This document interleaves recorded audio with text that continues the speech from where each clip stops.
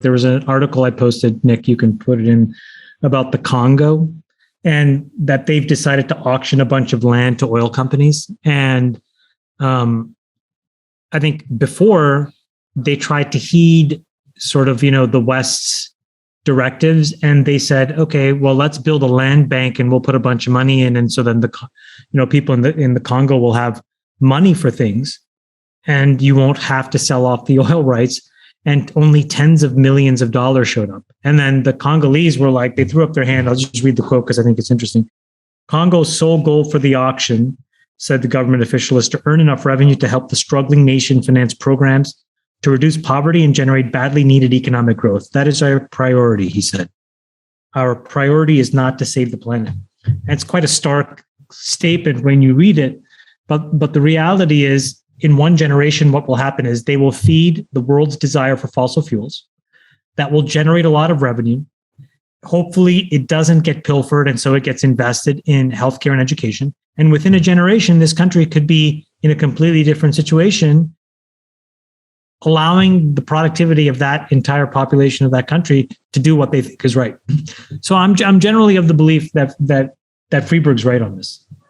Do you think, though, we should subsidize EVs to increase the percentage? And then also for solar, just give me those two, Chamath, solar and EVs. Do you think they should be subsidized or not in the United States? It depends on how and at what point of the market cycle.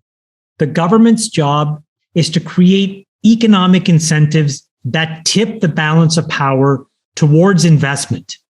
So if you are sitting here 15 years ago, the price of solar panels was sky high.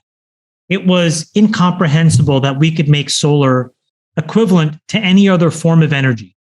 The only way that we were able to close the gap was through government subsidies. But what that did was allow a bunch of companies to build businesses, to make revenues, and then also to make profits that then the public markets valued. Those public markets then put pressure on those companies to take those profits to become more efficient, to make the panels cheaper. And 15 years later, we're now at parity.